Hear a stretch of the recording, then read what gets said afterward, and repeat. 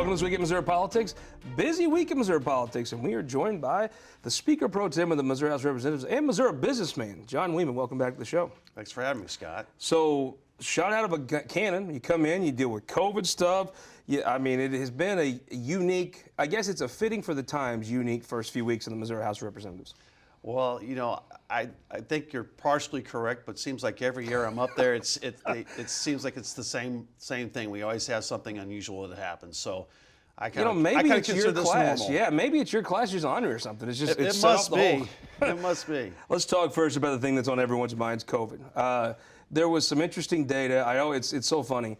If you find a piece of data that makes Missouri look good, then you don't really read it in certain urban newspapers. You might read it on some Twitter kind of stuff. If you find something that makes Missouri look bad at COVID, oh my God, it's headlines, it's top of the day.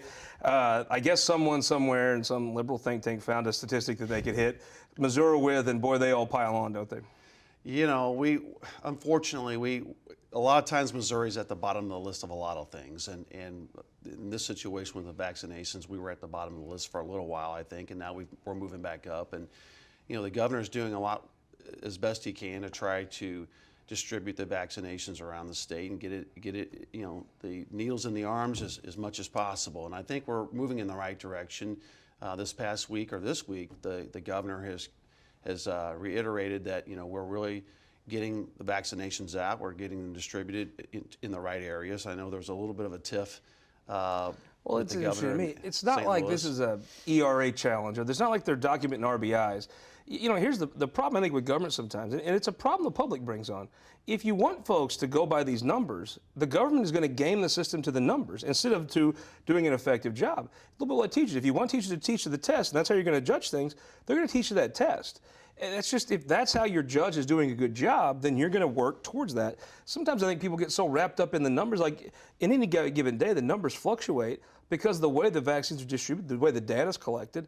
You know, you need to probably take a breath sometimes and look at something like in your business. You don't look at day-to-day numbers, right? You're in the insurance business. No. You look at trends over 10 years, 20 years, and you do pretty well with it. And sometimes I think a little bit more business perspective might be helpful when analyzing the government's performance here. Well, and that's the thing too. I remind people, we just got the vaccinations approved like in November of last year. They didn't start going out into distribution until the middle of December, and now we're in the early part of February, and everybody's expecting that we have 100% everyone has a vaccination. That's not realistic to have everyone have vaccinations. Part of the problem what Missouri's having is that I've been told we haven't received the same or our proportion of vaccinations compared to other states around the country. So that's been one of the things that we haven't gotten as a state. We haven't gotten enough vaccinations. It's just my simple hillbilly prediction. But if there was a different president, let's say one with orange hair, that was in the White House and Missouri wasn't getting their share, oh my God, it would be weeping and gnashing of teeth.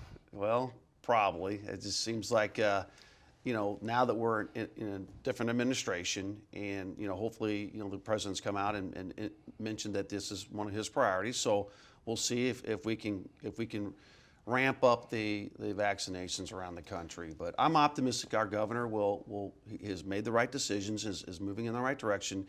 You know, my area, St. Charles County, there 2 or 3 weeks ago, I was on the phone making phone calls to the governor's office saying, hey, where are our vaccinations? We have 400,000 people in my county, and we're not getting hardly any vaccinations. They all live pretty tight together too, yeah.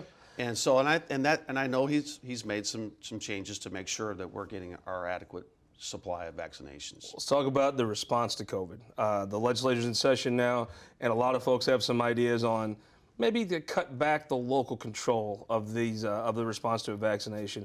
What's the House doing?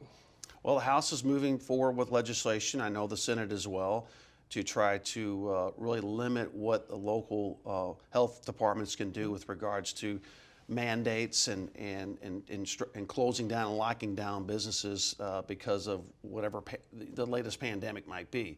You know, the problem is a lot of those local health departments are not elected by people. They're not accountable to people. And we want to make sure that if there's going to be decisions made to impact private businesses or any organization, that there needs to be some accountability from elected officials. And that's one of the things that we're doing, which also leads us into what we're doing with COVID liability. Tell us what is happening. It seems like every time you hear about that, it's the bill moves, there's problems with it. Where does this bill end up?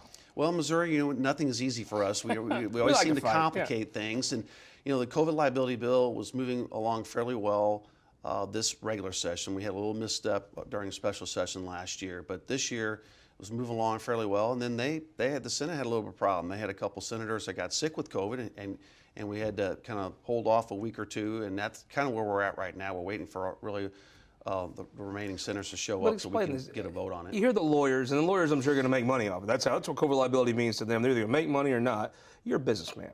What does COVID liability mean to your business in St. Charles County? Well, it's for those who don't understand what we're trying to do, COVID liability is really protection for businesses and any organization that if someone were to come into your place of business, they could make the claim that they got contracted COVID and then sue your business from a liability standpoint, could sue you and say, hey, you're responsible for me getting COVID. And with COVID liability protection, it says that business, unless they were reckless or willful, or in some cases for like a religious organization, it was intentional, which is a very high bar of causation, they're protected from those claims. So let's jump to the subject. We were going to have Senator Hawley join us for a few minutes today, but he had jury duty today. He couldn't pop in with us. No, that's to do civic duty. There is a thing, though. There's people that obviously there's some yahoos that lost control at the Capitol, and good Lord, they should, everything that's coming to them, you just can't feel sorry for somebody that's breaking stuff at the Capitol. The folks that are working that day is paying taxes to fix that stuff. But there are serious questions about the election that are met by serious people. And take who won out of it. When you had a new system, which Missouri had some new voting rules because of COVID.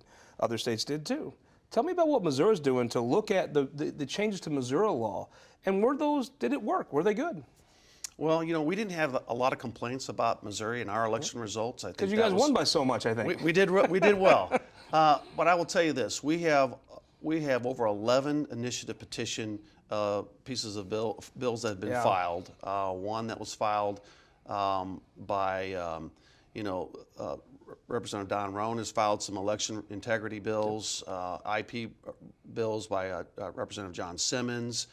And so we have a lot of people trying to look at what we can do to make our election process even better. I think it's pretty good now. It's always room for improvement.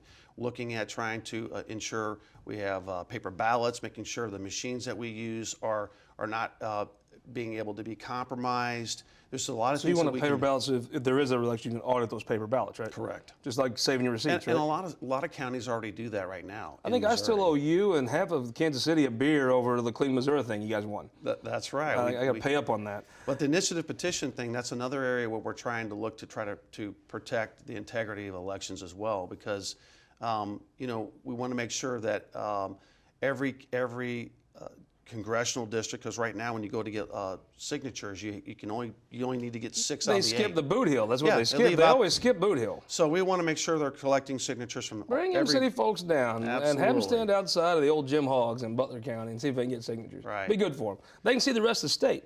Let me just ask you the question. Should it be harder to get something on the ballot? It should be, depending on what it is. If it's a statutory change, I think it should be still the 50% plus one. Okay. And certainly the requirements to get signatures should be a little bit of a higher standard. When it's when it's constitutional change, I think the bar should be much higher. It's very difficult to amend our United States Constitution. It should be just as hard to change our Missouri Constitution. And right now, I think that needs to be addressed. You're in the Missouri House of Representatives. Tell me what you're doing on guns, because I know there's something. Well, we're always doing something on gun legislation. I actually have filed 2 gun bills, and one is dealing with parking lot. A person who has their own gun and they're driving to work and they want to be able to carry that gun with them. They have concealed carry license, but when they get to their place of business, if their business says, "Hey, no guns are allowed on our property," they can't even leave their gun in their own personal vehicle while they're parked at work. And so that bill will address that. See, a lot of times when you say guns in the Missouri House, people snicker. That actually makes common sense to me. It's common sense. And another one, which is really, I just filed it earlier this week. It's House Bill 1068, endorsed by the NRA. This one deals with protecting firearms and firearms-related businesses. So during an emergency, you can't. They're considered essential businesses. You can't shut them down. So. And it really goes to the fact of protecting our Second Amendment rights and making sure that governments can't go in and lock down firearms or firearms-related businesses. Interesting. Now let's talk taxes. It's always, to me, I hear a lot of Republicans, a lot of them talk about creating jobs. You've actually created jobs. You actually employ people. What can you do to help with the tax burden in this state? Well, you know, every year we looked at ways to try to reduce taxes in Missouri. One of the things that I'm looking at doing, it's kind of a little bit of a teaser for next week, but I'm planning to file a bill on Monday that will be looking at addressing our personal property taxes. And I know there's another senator that from my county, Senator Eigel, has filed a bill, and I'll have one similar to his. But on Monday, you'll find out more about the details of that bill. But we're going to file that bill and kind of take a look at that. But I think Missouri legislature, kind of a Valentine's Day gift for Missouri taxpayers. It will be a Valentine's gift. And so certainly we're looking at ways to try to, where we can, try to make sure we can lessen the tax burden on Missourians and Missouri businesses. And one of the things we're also, hopefully we can get done this year, is dealing with the wayfare tax. We want to make sure that we, you know, for online sales, sales tax, we want to make sure that we're applying the tax fairly across all. It just makes no sense. I mean, it seems like there's some Republicans and Democrats, somewhat ideologues, fighting over pennies. When you have folks that sponsor the T-ball team, they buy the ad in the school yearbook. They have the business to have a business in Jeff City. The documentation of paperwork. I mean, it's like a phone book you have to fill out. And those businesses are doing all these burdens, and all these bureaucrats are managing the heck out of this, and Amazon's making a killing. It just makes no sense to me that the state isn't mandating these taxes be paid. They're fighting over details. Well, the tax is already there. That's some of the argument we have with some of our conservative friends, is that, well, that's a new tax. It's not a new tax. The tax has been on the books. It's most of those folks, they never ran a business. Correct. And that is, you know, a situation where we have to do a little bit of education. But the bottom line is that tax is not a new tax. It's just not being applied across the board. Can a businessman like you walk in and almost go Trump on him and say, you people are fighting over pennies, over details for some ideologues. Let's get this thing done. Well, we're going to try to do that this year, Scott. I don't like to make promises about what my other colleagues will do. I know for me, this is pretty much a no-brainer. I think the issue, too, has been we don't want it to be a major tax windfall for the state. Certainly local control. It strikes me that the folks that argue with businessman job may be people that don't run businesses. No, there's a fair amount of that, but like I said. Well, we hope you'll come back and update us on the status as the session goes on. Thank you, Scott.